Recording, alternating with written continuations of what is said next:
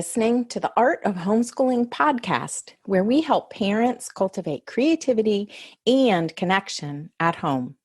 I'm your host, Jean Miller, and here on this podcast, you'll find stories and inspiration to bring you the confidence you need to make homeschooling work for your family. Let's begin.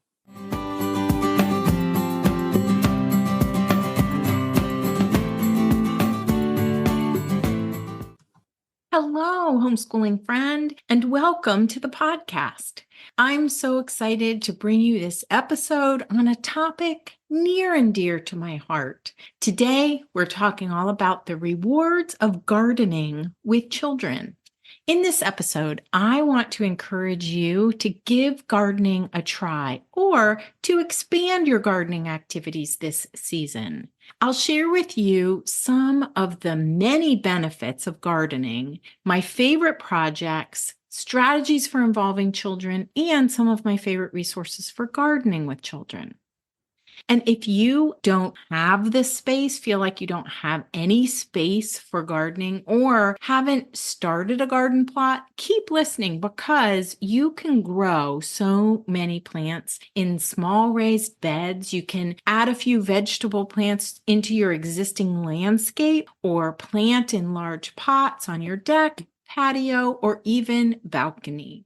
There are some plants like radishes, zucchini, and herbs that are fairly easy to grow, and they give you a great return on your investment. They grow relatively quickly, and kids can get a lot of joy out of that.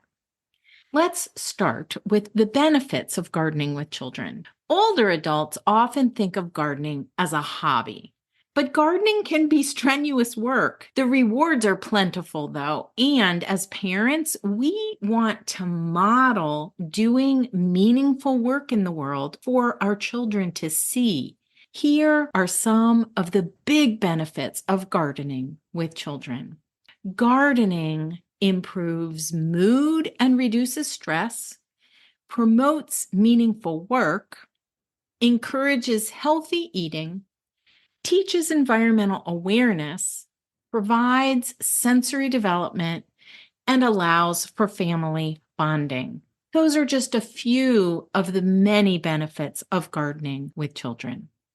When my kiddos were little, I managed the volunteer crew for a CSA at a local farm. If you're not familiar with this idea, CSA stands for Community Supported Agriculture, where a group of people or families pool their resources to support a farm or farmers to grow their produce.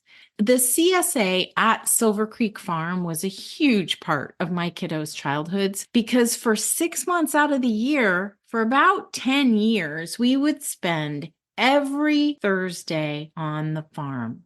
We'd get up early, I'd pack lunches and snacks, lots of snacks, and water bottles, sun hats, sunscreen, and off we'd go to the farm. When we arrived, the kids would help me with farm chores and a bit of planting, weeding, and then they'd head off to explore and play among the hay bales or at the edge of the woods while I did some farm work. They'd find salamanders and snakes, sit with the baby chicks in the barn, and feed the goats. And they loved riding on the tractor with Farmer Ted. We'd arrive home at the end of the day, completely exhausted, but happy, and my children would sleep so well that night. My kids also ate a variety of foods fresh from the garden like kale, squash, and fresh-picked blueberries. My children are now grown, and they still talk about their memories from those farm days.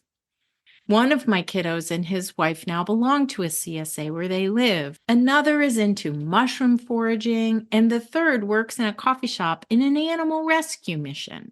They all three love to cook fresh food, and I can see the influences of our time spent gardening and outdoors when they were growing up.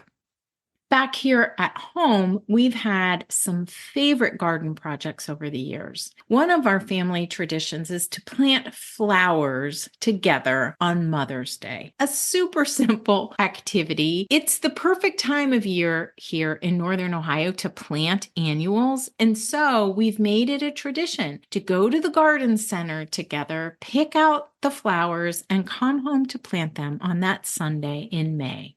One year we planted a pizza garden with tomatoes, basil, oregano, and spinach. Another family favorite from our garden is making pesto. The whole family loves pesto, and it's always a sign that summer has begun when we make the first batch. We even like to eat pesto on toast for breakfast. Besides growing food you can eat, you can also find other purposeful projects in the garden, like growing calendula for making a salve or mint to dry for making tea. Just like we focus on making utilitarian projects with our handwork, gardening can involve making something that can be used by the entire family. Another idea is to learn what the helpful bugs and hurtful bugs are in the garden. We can help foster kindness to all the creepy crawly insects and encourage our kiddos to hold worms, pillbugs, ladybugs, and other small creatures with respect and reverence. If you have to kill a garden pest, can you feed it to the chickens or leave it on a leaf plate for birds to eat? We can also say thank you to all the creatures and plants in the garden. Here's a beautiful verse for small creatures. Dear Father, hear and bless thy beasts and singing birds, and guard with tenderness small things that have no words. It can also be great fun to do a lot of singing in the garden. Here are two favorites. The first is Inch by Inch, the Garden Song. It starts out like this: inch by inch, row by row, gonna make this garden grow. All it takes is a rake and a hoe and a piece of fertile ground. I'll be sure to put the lyrics in the show notes for the entire song for you, along with a link to a recording of this wonderful song. And you can find the show notes at artofhomeschooling.com/episode 186.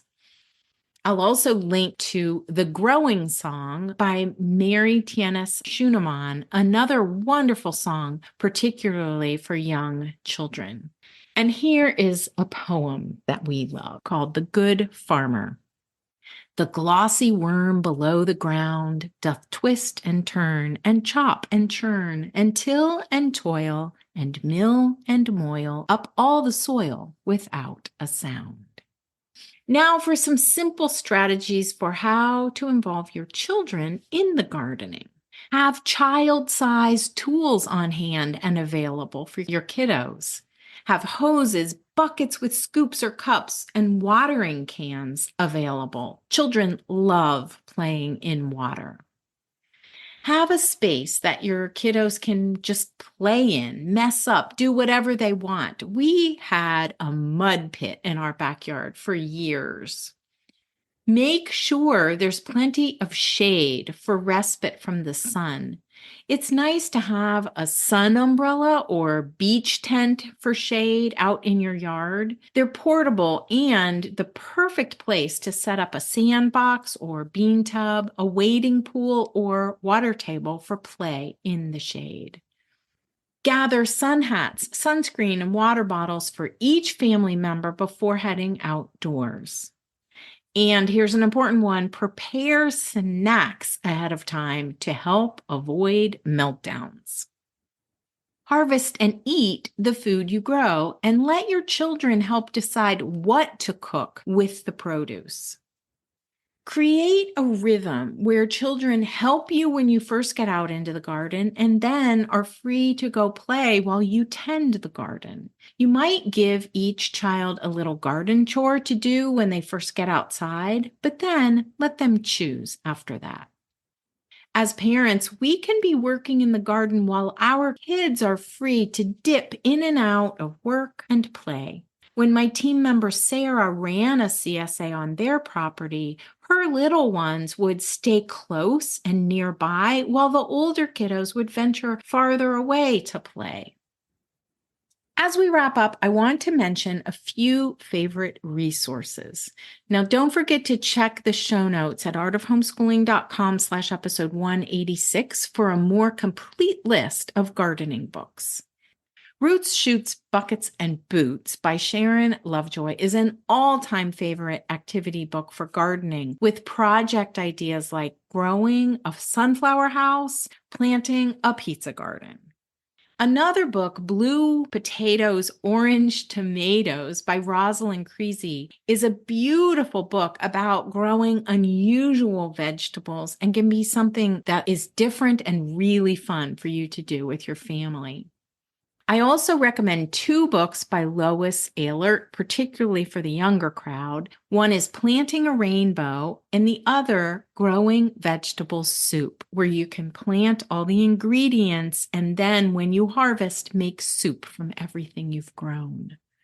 For read alouds, one of our all-time family favorite is The Gardener by Sarah Stewart. It's about a young girl who goes to live with an uncle during the Depression and discovers the joys of rooftop gardening. The illustrations in this book are glorious, and all ages will enjoy this sweet story.